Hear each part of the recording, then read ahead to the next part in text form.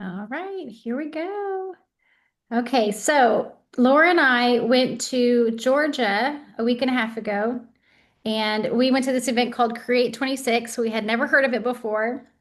Last October, we went to Life Surge, and that was our first like experience of the whole idea of tying in, spirituality and who you are and your identity to your business. Because I feel like a lot of us are church on Sunday and then business mode on Monday.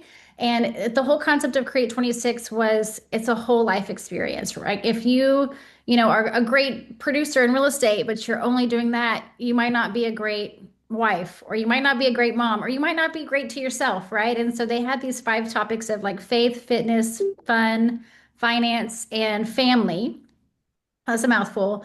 And the whole idea was it was like a 3 day event. And the whole idea was to go over, what is faith? What is fun? What are your finances? How do you get those in order? And your family and how that should come first. And they went over all of that. So I have 38 pages of notes, which is way too many. And Laura Cooper, thank God for ChatGPT, we kind of have it organized. So we'll share some stories of that were shared to us that I really feel will kind of get us through this year. And then feel free to chime in because it'll be super interactive. Thank you, Laura, for doing this with me. Hey, you're welcome. And I was going to say, yeah, they covered the breadth of topics, y'all. So the highlight for me was Gary Brecka. So they had some real powerhouses, and then they had some really great like relationship, got down into the nitty gritty about like even marriage stuff. So it was really fun to hear how all of that could come back to help you professionally and personally and how it all ties together. And their word of the conference was clarity. So, and Amanda, was that your word last year? No. Simplify was. Okay. Kind of in the But same my realm. word this year is align, and it's really interesting that you can't know what aligns with everything unless you're really clear and you have clarity on what is that. Yeah. So yeah, clarity is so important. Do we want to start with some like stories? Do you want to share any nuggets? Or there were so many great speakers. One Um, thing yeah, go ahead. Yeah. One thing that, and I'm probably going to butcher this story, there were so many great storytellers, and that I learned like I think the art of public speaking is being a great storyteller, which I need to master. But they were talking about how, a lot of the people in this meeting right now are leaders. We're leading teams, we're leading organizations, we're leading brokerages, and they talked about how us as leaders sometimes we have a different faith than the people that are following us. And their story that they shared was this guy who, used to do circus acts. And he said, you know what, I'm going to do something big and crazy. I'm going to tightrope Niagara Falls.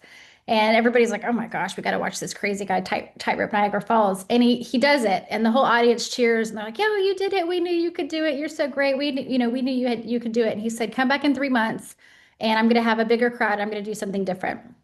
3 months later, they come. There's this huge audience. There's like 200 people there now. And his name was Charles. And Charles was like, all right, you guys, you saw that I could do this. This time I'm going to do it again, but I want someone to jump on my back and do it with me. And everybody was like, no, I'm good. Like, no, hard pass. And so nobody would do it. Nobody had faith and that he'd walk across. And oh, yes, I will, Tilly. And so he finally got his assistant. He goes, "Okay, Brad, you know that I can do it. Like, let's go." And Brad jumps on his back, and they walk across Niagara Falls, and everyone's cheering him. Yay! We knew you could do it. We knew you could do it. And just imagine like an audience, and then Niagara Falls with this rope, and then Charles and Brad on the other side. And the whole concept was Charles had faith in God that God would get him across, right? And that he could do it. And then all these people said that they had faith in Charles, right? They were trusting that he could do it. But then they really didn't because they stayed on the other side. And all these people will cheer you on and tell you how great you are and that you can do it. But when the time comes to actually walk the tightrope, will they really be there? And so us as leaders, sometimes we have vision and clarity and we have faith in a higher power, right? And sometimes people that are following us as their leaders have faith in us. And so we kind of have to, be patient when sometimes they don't see the things that we see because they have a different type of faith. And it's our job to kind of share that with them. Yeah, it was a really powerful visual. And then on that same faith topic, they talked about having that we always talk about having faith in God. And I think we might have talked about this on one of our calls last week. And they talked about like a bigger version of that you actually put your faith on God. And so I kind of it's the same thing. I think with people in your life too, but that is a huge concept. And they talked about picturing your cares and worries and everything on his back.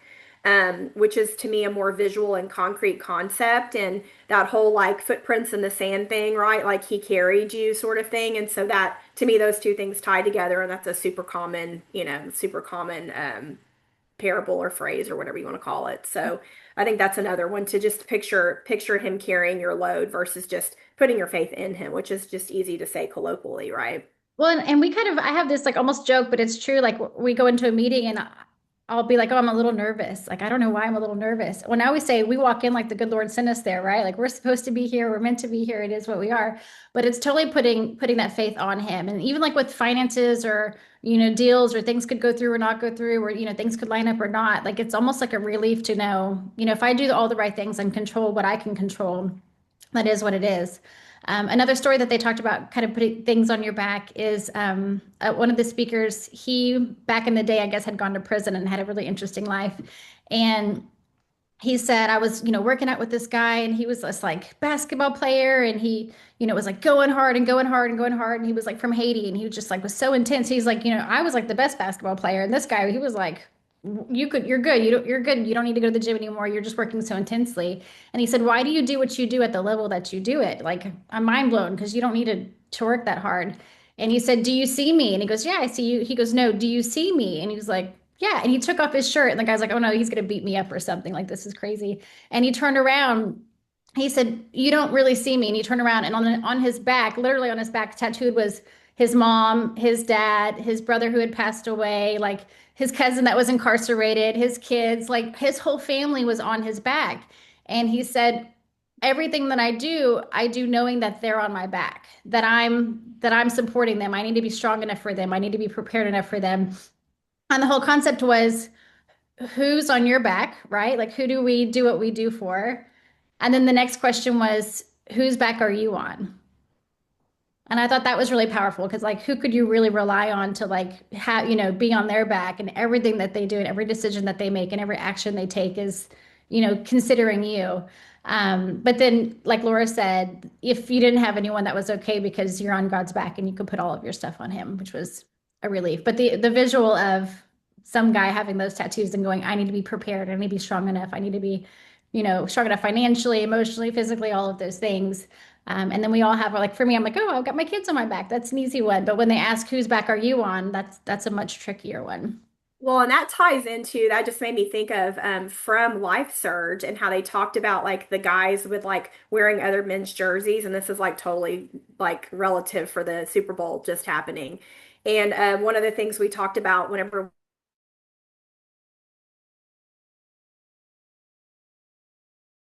you can correlate this to women and the things that we worship too, like Louis Vuitton, like we're worried about Louis Vuitton wearing their brand and representing that, and men representing another man's last name on his back. You need to be worried about your brand, your name, your family.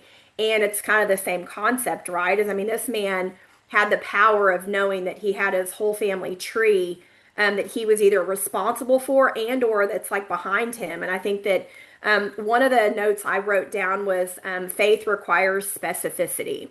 So for me, that's that, right? Like you need to write down and you need to acknowledge like who are you doing this for? Who's relying on you? Who has faith on you? Don't just say general terms like, I have faith in God. What faith are you putting in him? What do you need him for? And then who are the people that are relying on you? And I think it's really important that you get specific with that, which goes back to their whole clarity concept, right?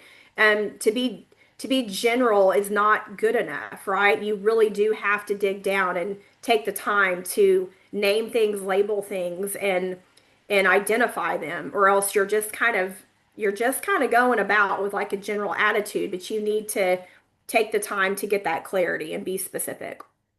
That was interesting too, because they made us go through an exercise, and it almost felt really weird, like almost ungrateful, because before I'd be like, thank you for your health, or thank you for, my kids, or thank you for, a successful business. But they're like, no, what does that mean? Like, what did you make?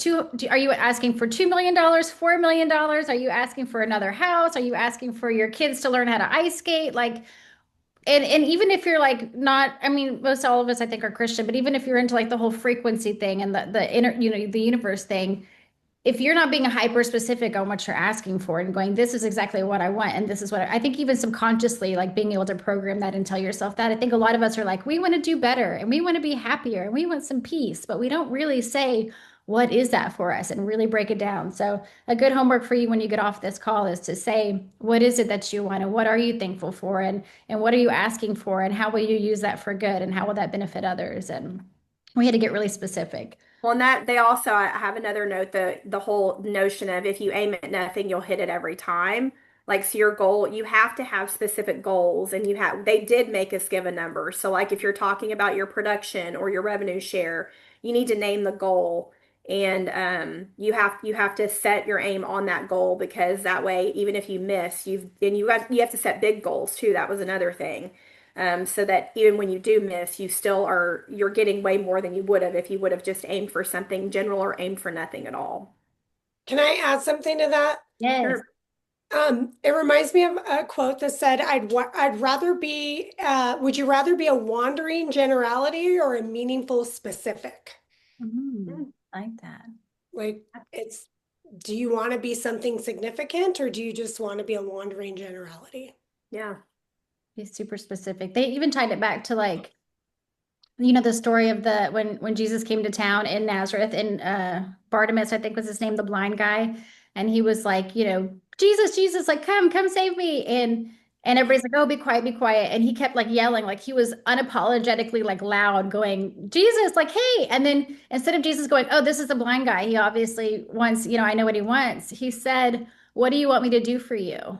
And the whole concept was, even though it seems like it's so obvious, right? Like you need to be unapologetically loud and like ask for what you want and then be able to like specifically articulate, this is what I want for you to do for me. It says, yeah, faith is not vague. Faith is specific, so write it down.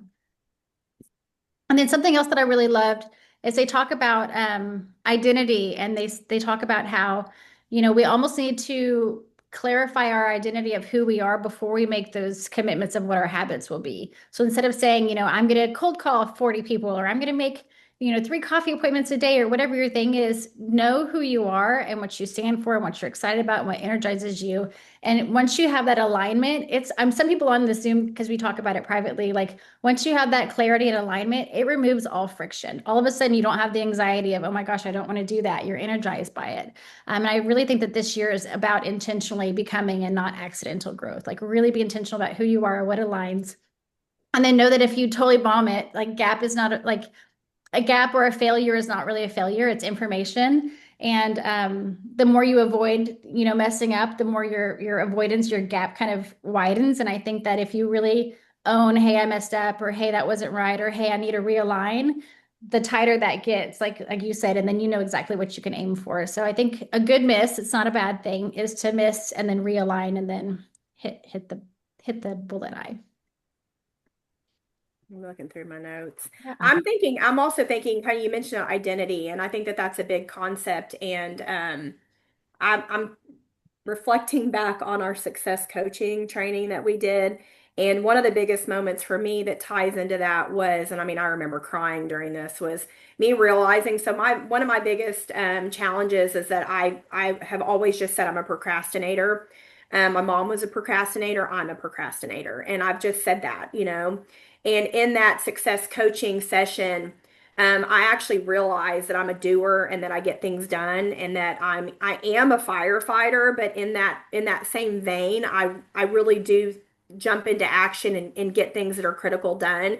And me changing that way that I identify with myself and saying that I'm a doer and that I'm an executor, my behaviors follow that more now than they did before. Am I perfect? Am I all cured? Am I, not a procrastinator at all anymore? Not necessarily, but the way you talk to yourself and how you identify really matters. And so I think it's important to be aware of how you label yourself too and what you call yourself. And I think also leading with that, again, it's specific, right? And even if you have to write in your journal every single day, like an identity statement, which I've done before, and that really does help change your mind. That was not from the conference, but that was from my experience with identity, and it really does matter. I have a little line that says strategy amplifies identity. It does not replace it. Ooh, When identity and demand mismatch, that's when burnout appears. So when you guys get like frustrated and you're like getting anxious or getting stressed, it's because what you're saying you want to do and what you actually like truly who you are maybe are not meeting. And then sustainable growth requires internal congruence. So like knowing who you are and committing to that and finding what aligns to that, it's all of a sudden it lines up. yeah. Amanda, I have something that happened with a therapist years ago. She was like, "What are your values?" And you keep talking about the alignment. And I was like, "Oh, God, family, business." And she's like, "No, what are your values?" And she made me go super deep. And I found that one of my values was joy. Like, I was like, I just align with joyful people. And so all these years, I have to go, I cannot be seduced by every opportunity. Does this person, are they joyful? Do they love God? Don't be seduced by everything. And if you know, like, what your top five values are, and you write those down that go a little further than just God and family, I think that that helped me a lot. And if you're not a joyful person, then I don't want to do business with you because I'm not having fun. Fun is everything. Something else that they talked about was like environments. And I think that all of us are like, we're lucky enough to be in a positive environment and kind of a drama-free environment. It talks about how motivation fades. Like, every day we need sleep, we need water, we need nutrients, we need to like refuel our motivation. We think that if we set a goal, we're just going to stay motivated forever, and that's just not reality. But systems stay. So you always hear like, do it anyway, do it tired, do it happy, do it exhausted, like just do it. And so the idea of systems stay, motivation fades. Um, and then whenever you, even for team leaders, like when you're doing accountability, make sure it's not based on emotion to where you're creating shame or you're making them feel bad about themselves. Really try to do it based on clarity. Like, tell me more about that. What happened? What went wrong? What can we do? And make it us against the world kind of thing. Because I think that a lot of us want to be better and want to do better, but we need more clarity on why that didn't work out. Um, Something else I have is people rise and shrink based on what is tolerated. So if we let it slide, people are testing their boundaries, over and over. Maybe it's not their fault, maybe it's ours. Environment beats willpower, and culture is felt before it's spoken. And that one like gives me goosebumps. You can walk into a room and feel the culture and community of our group, I think, sometimes before we have to articulate it. I love all that. Do you want to talk a little bit about business stuff? Remember the guy who did the whole like 5 phases? That was Eddie Wilson. So he talked about some of the things I wrote down. Um, Is this breaking the $5 million ceiling? yes.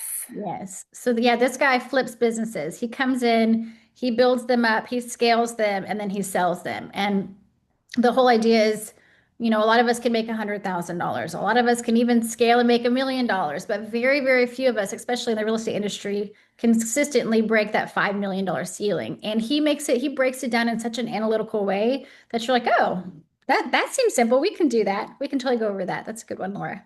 Yeah, I think we should. I mean, we can share that, the phases with them. I know that the visual that on the screen was really good. I don't have it to pop up because I think it's a picture on my phone right now. But just some of the like high level concepts he talked about was he did talk a lot about alignment, and he talked about consistency, and then he also talked about recruiting versus attracting. And one of the things I wrote down whenever we're talking about people to come work with us is he said, "I want you to want to come work with me." And God has called people into my life for me to steward them. So again, it's about a bigger picture and a deeper meaning. It's not just about hiring people or like you said, I want to work with people that are fun. Like Tanya said, like you want to bring people around that you're going to feel inclined to help grow and lead and steward. And he talked about aligning resources for the greatness of God, or for that the greatness of God has called you to do. And again, linking it all back to what are we here for? What is your mission? Like, what is your why?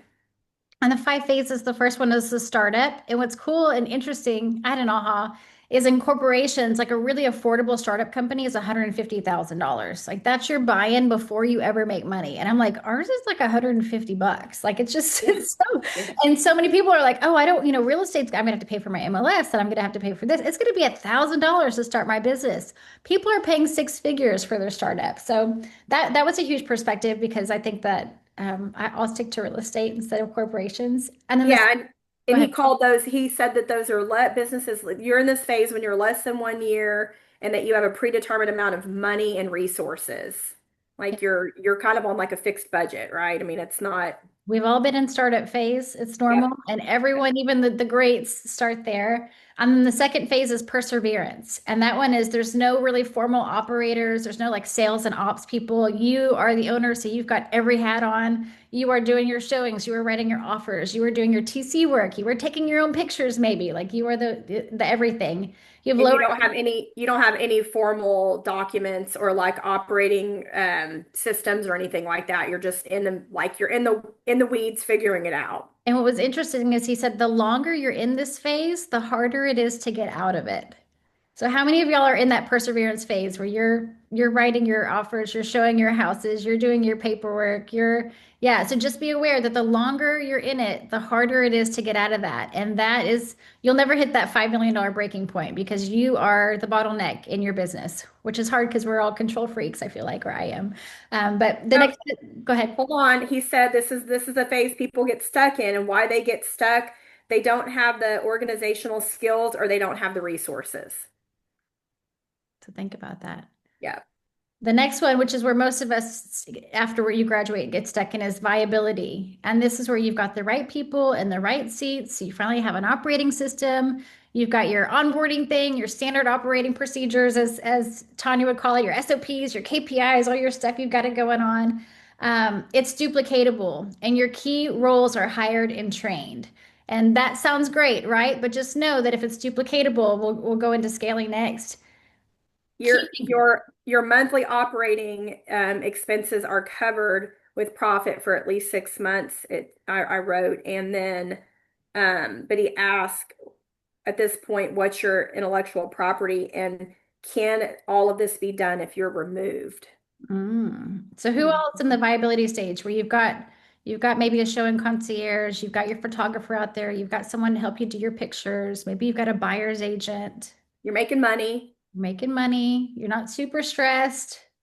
The fourth one is scaling. You've reached success without problems. If you don't have viability, the gaps and errors will duplicate too. So when you're getting your people in place, and some people are going to be, lower people, right? Like your showing concierge might not be your listing coordinator, or it might not be your guy who's going to go lock down every listing appointment, or your paperwork person might not be the person you want to go open the doors. And so just know that just because they got you to this phase, they might not be the person to get you that phase. You might need a different who in that situation. And any errors or gaps or issues that you're having at that level, scaling them isn't going to make them go away. It's going to make them get bigger. And then, do you have any notes for number four? Scaling. I have reached all levels of viability, um, clarity defined, you have a defined purpose, and you're willing to leverage resources, kind of what you just said. And the last one is you'll have a system or person to fire yourself. There's different people needed for viability than for scale. You need managers versus leaders. So a manager, will kind of tell someone what to do. A leader inspires them and paints the vision and the purpose and gets them motivated to want to keep doing it. So at each stage, you'll need a different person and a different system. But he said a lot of us we build our own prisons, where we have to be the everything for everybody, and then we're wondering why we're exhausted and stressed and can't go to the beach for a week without checking our emails. And if you really build it right, you can replace yourself or remove yourself and it'll keep running. Yep. It was pretty interesting. The whole concept of I think everybody, even as an individual agent, can take this kind of these stages and work through them. And it can be different for an individual agent versus somebody who wants to build a team. You don't have to want to build a huge team or sell your real estate business or anything as a goal, but it really did open my mind to the importance of getting your standard operating procedures in place, being able to um, make your business work without you present. Every realtor needs that. You need to be able to go. You need to be able to spend time with your family and go on vacation. And the whole concept of can your business be done if you're removed from the process is pretty scary, I think, for most realtors. I think most like even myself, like it's hard for me to imagine like me not being involved. Jeff was talking about that earlier, a little Think bit. that we think clarity, we think comfort, but really clarity sometimes means it's where clarity costs control. Sometimes you go, okay, I know that I'm going to have to leverage this out, but that means I'm not going to have control over it anymore. And the majority of realtors that I talk to struggle with that. And so they just go, I'm going to do it the best. I'll just do it myself. And then it kind of limits them. One of the things he also did talk about, I want to talk about that IP and differentiation is important. I don't remember all the details behind it, but I have it written here and I also have it in my chat GPT notes from another, like I had like four sources of notes. I had pictures from my phone from the slides, my workbook, and then I was handwriting stuff. So I think it is important for you to differentiate yourself and work on that. And that's something that every single business owner needs to do. We worked on it in coffee and collaboration this past week. So you need to come up with your value statement and what you bring that's different. And it doesn't mean that you being able to remove yourself out of the business, that doesn't go away. That's what you've built. That's like the kind of like lifeline of your brand and your business. But you do need something to set you apart. Especially in this business, there's 40,000 realtors in Houston alone. So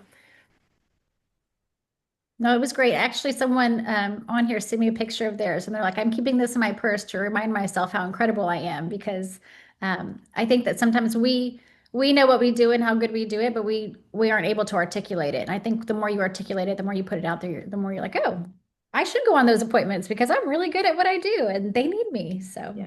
And then also, he is the one who did the predictive index, which identifies team drives and gaps, and when he does hires, I guess. So we can probably share that link and let people do that predictive index. It's kind of like a sort of a disc profile-ish thing.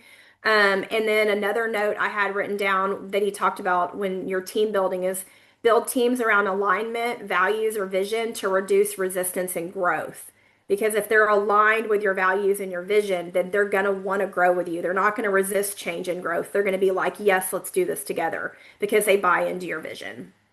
And questions like when you're going through that uncomfortable phase is what is God building in you? What version of me am I protecting? Is it my pride? Is it my image? Is it my control? Right?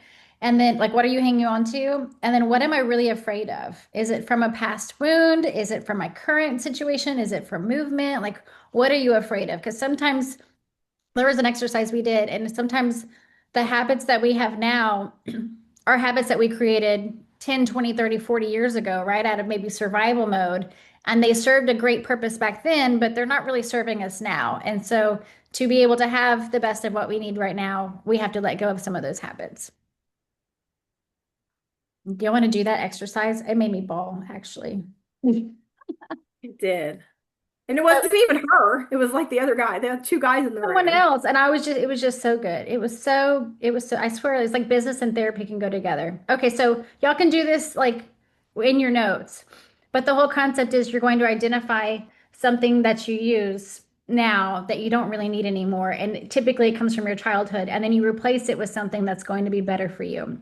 So the question is, name one unwanted behavior or thought pattern. What's happening in your life that's hindering your growth? So what is one, act that keeps showing up or a thought pattern or a habit that you keep doing that keeps showing up that really is kind of hindering your growth that you don't want anymore?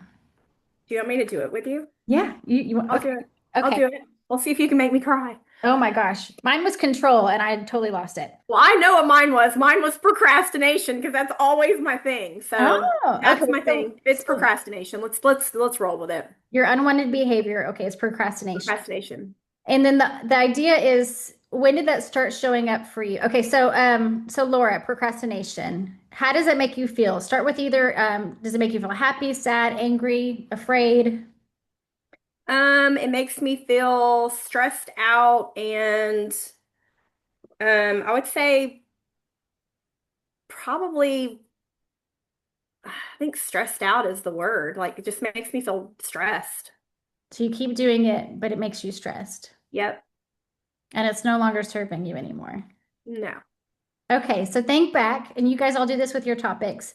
When was the first time you started to feel that way? Think through a story of when it started happening to you, and it's typically between the ages of 4 and 18.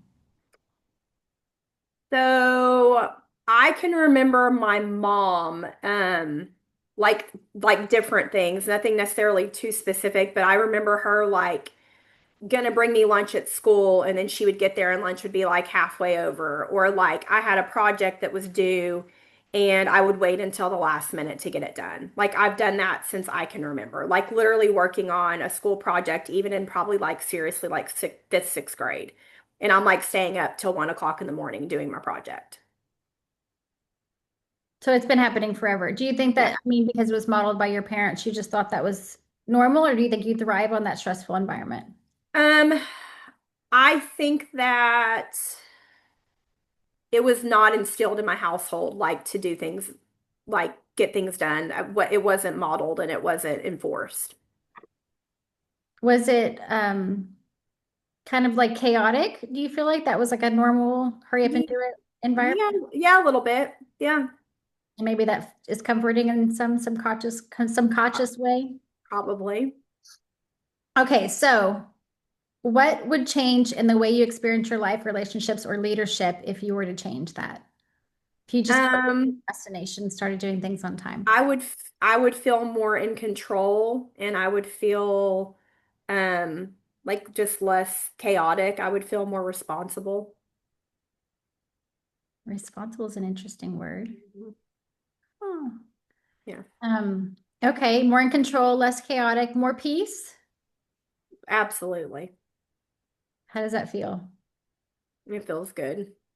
What do you need to do first? What's the first practical step in impacting your life in that way? Um, Probably delegate things that other people can do so I can do the things that are important to me. What would you start with? Oh, See, it makes everybody cry, y'all. It's normal. yeah. Um, Make my house cleaner come more often. Um, put more stuff on my team. Like delegate some of my real estate stuff that I don't need to be the person that does them. You think your housekeeper would be happy about coming more? I'm sure she would. You think your team would be happy about more I'm sure. opportunity? I'm sure they would. How does that make you feel? Mm, relief. Hmm. Yeah. So that's how that works. It's 6 questions, and I swear it just rocks your world. And then you're like, oh, dang it, I'm gonna have to make a change, I right? did this in the fucking room, y'all, and I'm still crying. Yeah. Like in that, I did this at the conference, like in my mind. They were, and the second guy they called, his thing was procrastination. I was like, holy shit. But he started talking about video games, and then I kind of like, and then Amanda was crying about his video games. Like I he was was, crying. The one before that, I was crying because it was the whole concept was he was a performer of like love me, like I'll be easy to like pick me, and the whole thing was the parents had divorced, the mom divorced, the dad divorced, and they would always fight about who got the kid or who didn't get the kid, and he was like, I just wanted them to pick me and they could be together, or I got to go to mom's house and they'd be excited about it. And the guy said, let me make it easy for you. They had so much going on in their lives, they were never going to pick you. You had to pick yourself, you had to show up for yourself, you had to pour in for yourself. And I just like lost it. I was like, oh my yeah, God.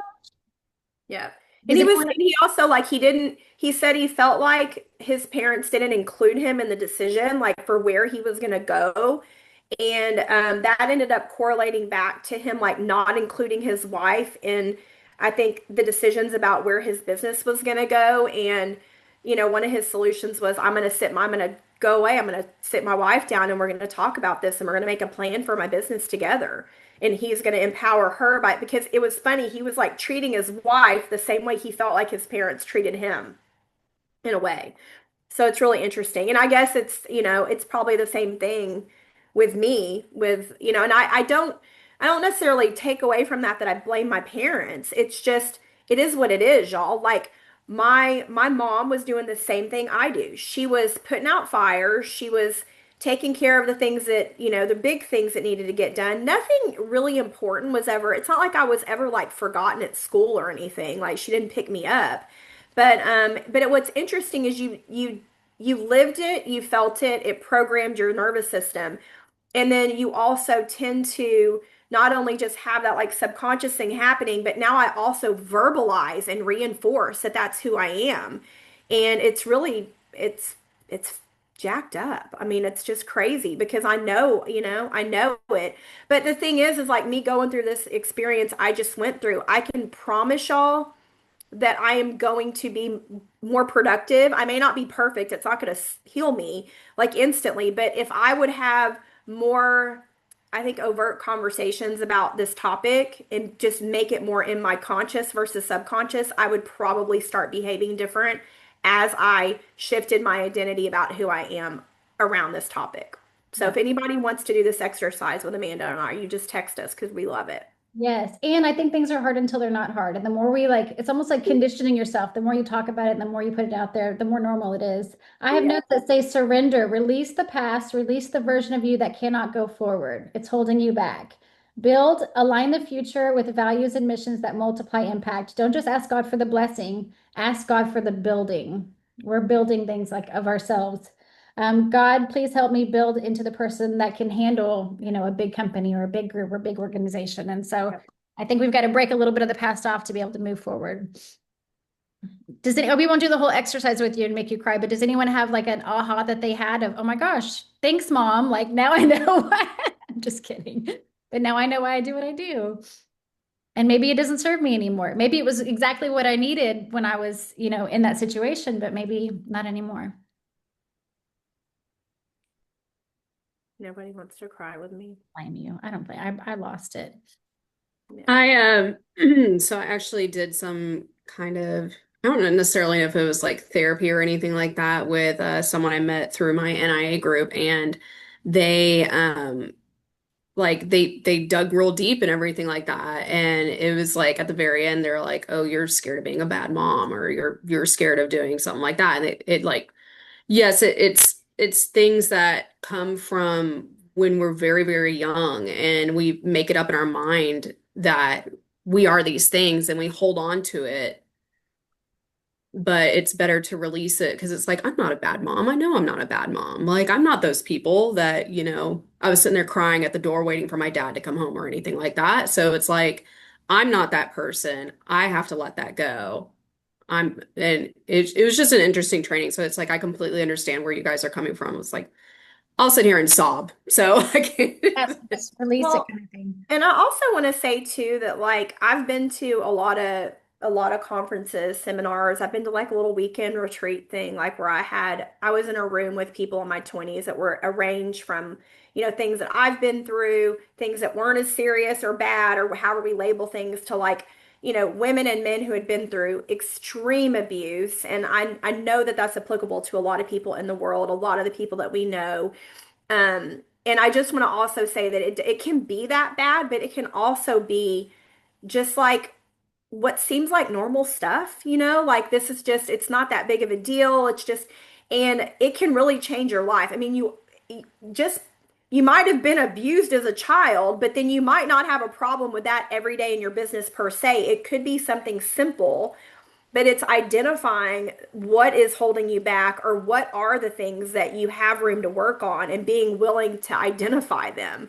I mean, I survive, y'all. I mean, I make really good money. I close a lot of business, but like if I could fix this one thing about my business, that incremental, change, freedom, peace, room to like replace it with something else.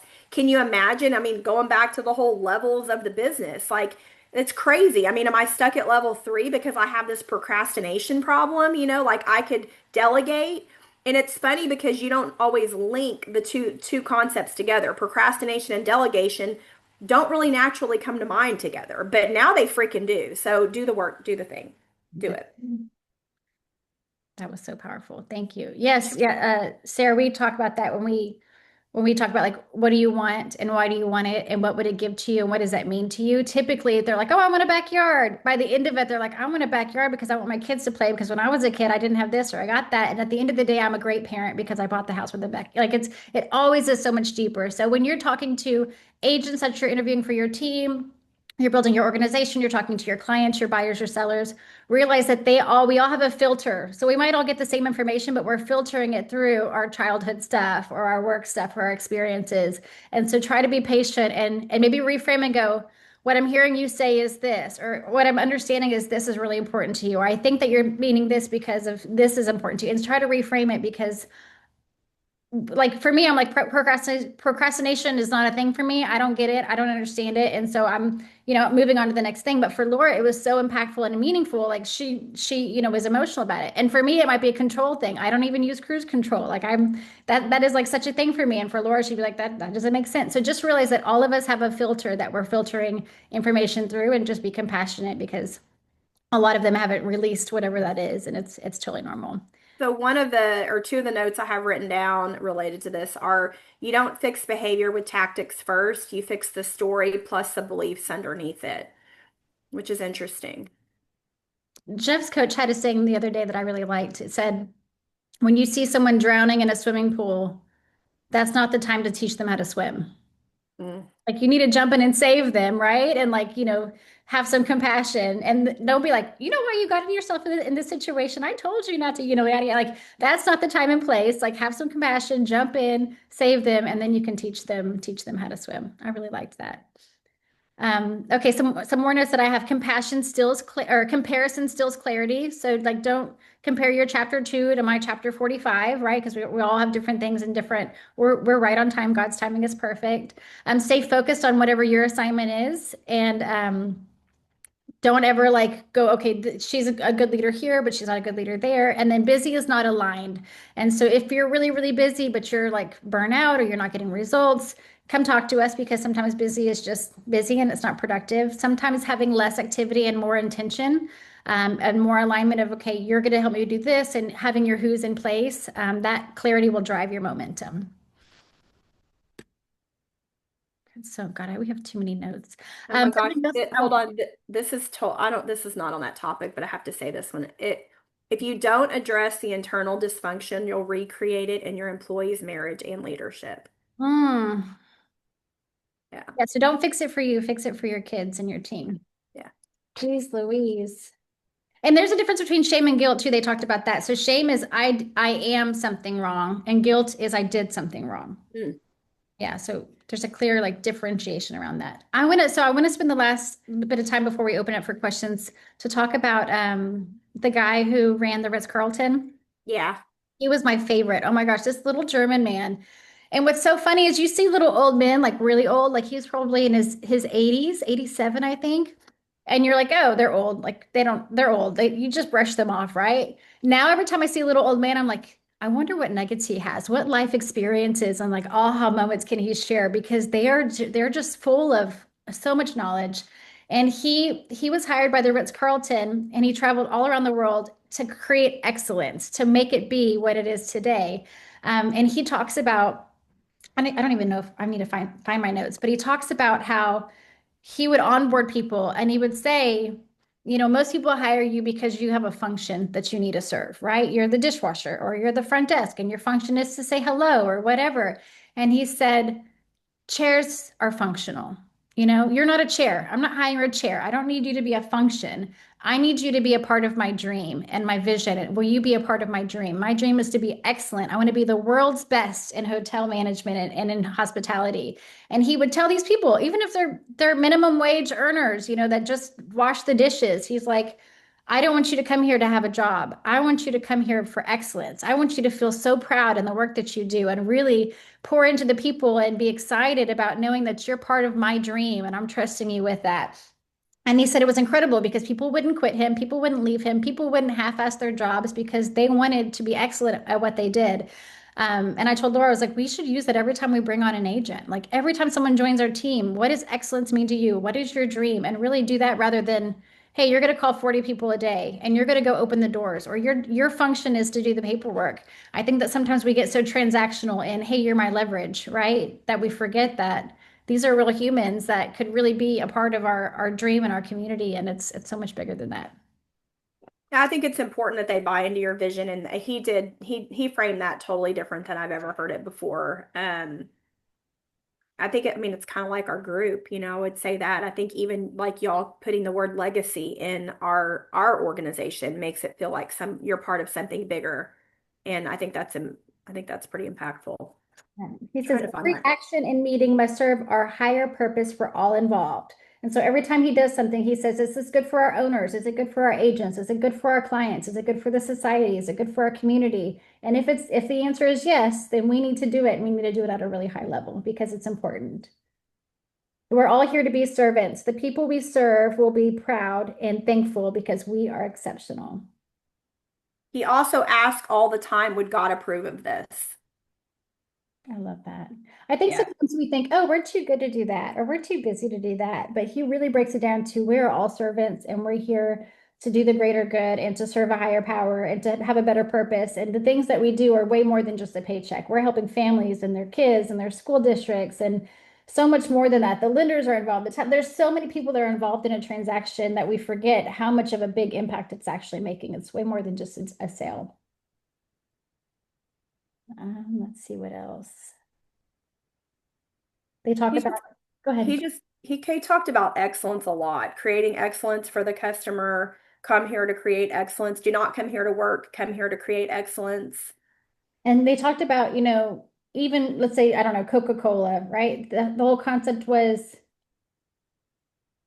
everybody knows what Coca-Cola is, and yet they still spend hundreds of millions of dollars a year in marketing. And the whole concept was if they see you and they know you, then they trust you. And people are going to buy from you, even if you're more expensive, because they see you and know you and trust you. And so says consumers will buy from you if you're nice, even if it's cheaper down the road because they trust you. And so going that extra mile to create raving fans and saying, hey, I know you don't know, this yet, but let me go ahead and tell you, you're going to need an insurance quote. You're buying on the beach, and I think you're going to need an elevation certificate. Let's wait. Let's not wait until we need it. Let's go ahead and get ahead of the game. Or, hey, I know that you don't need a roofer right now, but you're going to need one in a few years. Let me go ahead and share that contact with you, or here's my database. And I think that creating that level of excellence of anticipating their needs and giving it to them before they ask for it, they're going to come back to you every single time because they know that you have their best interest in mind. I know Jeff has a client that they were getting a divorce and they had a house in the city, and he was like, oh, all my realtor friends are saying I need to sell it. And Jeff's like, well, you have it paid off. And if you rent it out, you're going to cash flow this much money. And I think if you sold it in 4 or 5 years, if you could afford to do that, you'll make all your money back and then you'll get to sell it for an increase. And he trusted that. And Jeff missed out on that sale, right? That commission because he had a rental. But he's like, because you did that, I can now buy $1 million house because I've got all this stuff paid off. And he goes, everyone told me to sell. Everyone was doing that 3% mindset of I get to sell this house. And he's like, because you put my interest ahead of yours, I'm referring you everybody. And so I think that having that, we do things at a high level and we think about who it impacts, we always still make money. Let's see. Yeah, it's not the product that people are buying, it's the experience and the trust. What he says to people is he says, I don't want to just hire you. I want you to be a part of my dream. Don't come to work here. Come to join us. I love that. And then something else that he talked about, we kind of talked about it in the inner circle, was it's almost impossible to change adult behavior unless there's a significant change already happening in that person's life. Like the whole, you can't teach an old dog new tricks. But if there's a significant change happening in that person's life, it's much easier to create new habits or to habit stack. And so for a lot of us that are in team building, changing brokerages and changing brands and changing their business model is a significant change happening in their lives. And at that point, those like 2, 3, 4 weeks are so important where you can create new behaviors and create new standards and create new boundaries and create new daily tasks and habits to set you apart, where maybe even 2 months ago that would have been much harder to do. Something subconscious with change is already happening. I'm open to it. Take advantage of that.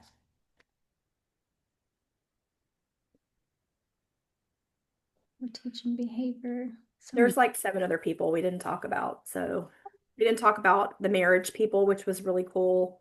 Oh. Um, I mean, but we have 5 minutes left, so I think The whole concept on the marriage thing, because I know there's a lot of boss babes on the Zoom, was the dynamic of man and wife and at home. And a lot of us are like, he called it hunters. We're hunters, right? We go out and we hunt for business and we hunt for business partners and we're always on the prowl and we're like boss babes, right? And it's really hard for us to take that, and that energy serves its purpose when we're out in the field, if you will. But coming home, try, and it's impossible for me, but try to like to take off your hunter hat, right? And to kind of go into your femininity, I can't say that word, and have that different frequency to I can let someone love on me, or I can let someone take care of me, or I can turn my brain off, which is hard for us women to do, and I can trust that that person's going to make decisions, in the best way for us, because we come in with our little hunter vibes, and they're also, the men is also like has this hunter vibes, and it's almost like yin and yang, like opposites attract. And when we're both having that dominant power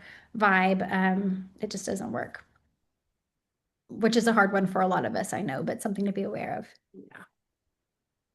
Okay, I'll open it up because we've just got a few minutes left. Does anyone have any questions or ahas or things that they want to share? I will say, if you have an opportunity to go to one of these, well-rounded life and business things. I know that Life Surge is happening February 28th in Dallas, and then next month it's in San Antonio.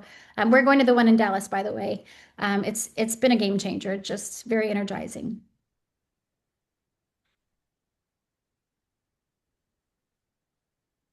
I'm just dropping I have like a good set of summary over here I'm dropping in the comments. Um, Does anyone have a habit that they're going to get rid of today or try to? you can call me and tell me about it if you want to Yeah. offline. Mine's kind of control, hers is procrastination. One was people pleasing or lack of boundaries. Another one was they felt like they were always acting, like they were always putting on a performance for other people rather than being authentically who they were. So there's a lot of things that once you're aware of it, you can handle it. We all have something.